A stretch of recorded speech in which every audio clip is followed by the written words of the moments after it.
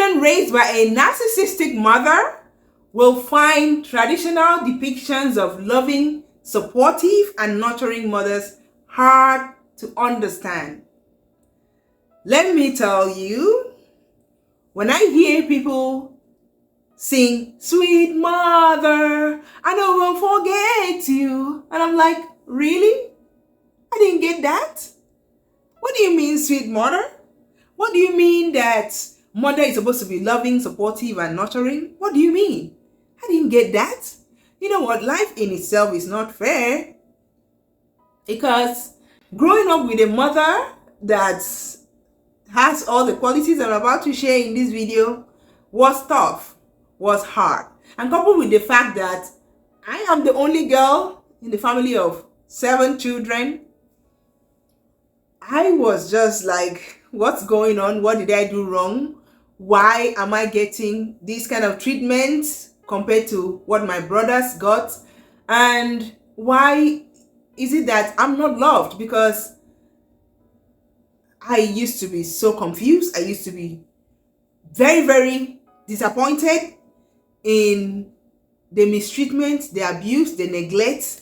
And I find this Sweet Mother song very, very annoying.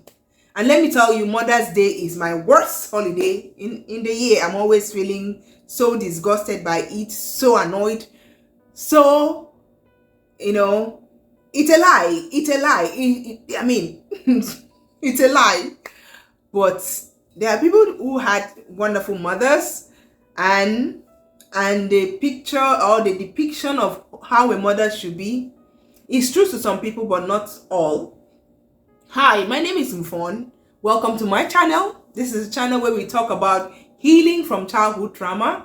And I come from a very traumatized background. I come from a place of neglect, abuses all over the place, I know. So I struggle with so many conditions, depression, anxiety, PTSD, you name it.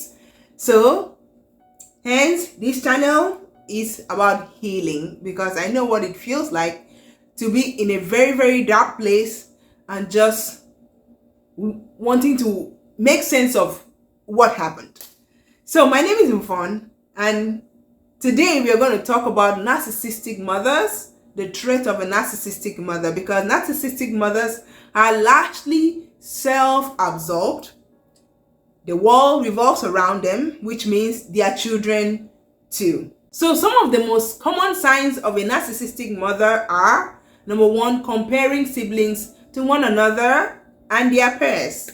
And you know, African mothers, we are good at that. I mean, generally parents, oh, I mean, this person that made all A's, did he have 2 heads, or does she have 2 heads?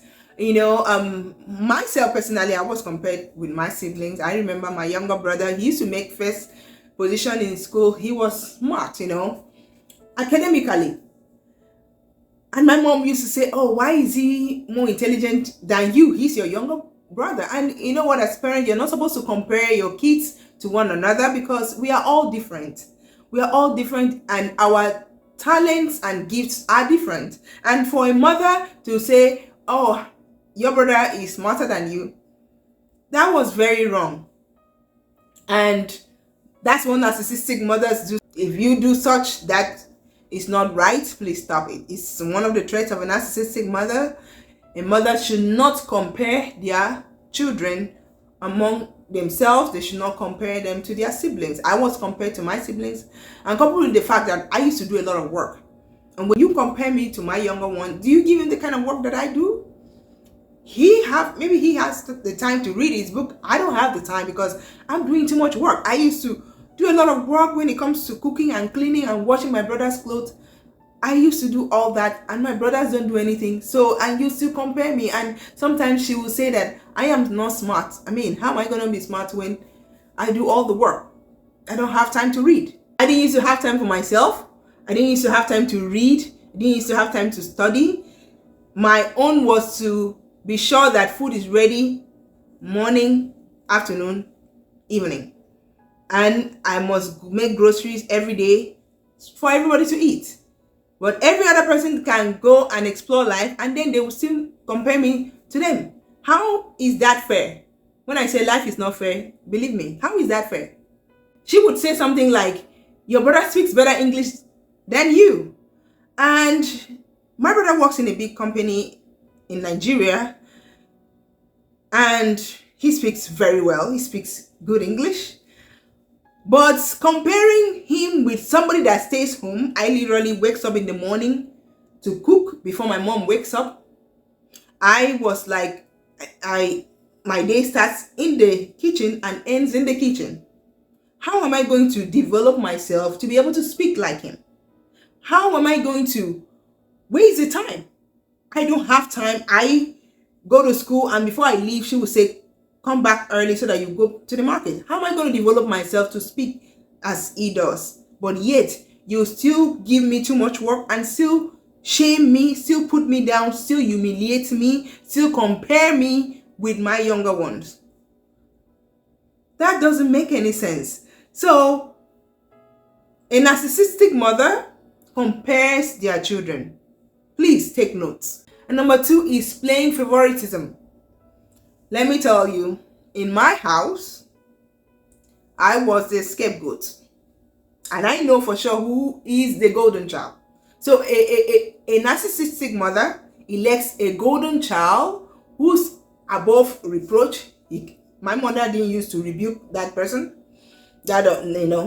And I was a scapegoat, and the scapegoat who is blamed for everything, and I was blamed for everything. I made sure I do all my work. If not, she's gonna blame me. So, in a narcissistic family dynamic, there's always a golden child and always a scapegoat. The golden child, the one that the mom loves so much, and the scapegoat, the one that they use like rap, which I was the person. And it is what it is. I didn't choose the family I grew up in, but it happened. And the third one is shaming and inducing guilt to exert control. Like I said, I was told you're not smart, making me feel bad about myself, just to be on top, just to be in control, because they feel that the world, narcissistic mothers and parents in general, feel the world revolves around them, so they just love to control their children, to manipulate and to gaslight them, just to keep them in the position of a parent. I mean, that doesn't do you any good in the long run, because at the end of the day, your children will walk out of you, and who is losing? You are the one that is losing. And the next one is regularly changing the topic of conversation back to herself, also known as self-centeredness. They are always self-centered. They want the attention to be on them. I mean, for example, oh, after all I've done for you, they'll be crying fake crocodile tears. Oh, I carried you in my tummy for 9 months. Well, that's what you chose to do. Your child didn't ask to be born. So changing the topic so that all the attention will be focused on you, it is not healthy. It is not right. I believe that a mother should always want to hear his or her child out, or want to know why the child is acting in a certain way, not now changing the topic back to herself. That's narcissistic. The next one is criticizing her children to boost her ego. Always putting blames on their children. An adult, for example, in Africa, they are always seen as the ones that are right. They are always right. So they have this ability to criticize children just to boost their ego, just to put the child down, blame the child. And children, even though they know they are paying attention to how they are being treated, they will just keep quiet. So criticizing your children to boost your ego is not healthy. And the next one is expecting credit and praise for mothering. Like I said, they are always, after all the things I've done for you, I carried you for 9 months, you suck this breast. Why are you gaslighting children? Why are you trying to make a child feel bad just for being a child? Expecting credit. Why? I don't get it. I don't get it. So that's what narcissistic mothers do. They try to, just get praise for. But the reality is that you are the one that had that intercourse to have their child. So stop expecting credit and praise for just putting roof on our head. Oh, I put roof on our head. I buy clothes for you. Oh, I gave you breast milk. Oh, I carried you for 9 months. So the next one is competing with their children. Oh, my mom used to compete with me. She was like, oh, we look just the same. I'm like, you are an adult and I'm a child, so there's nothing to compete.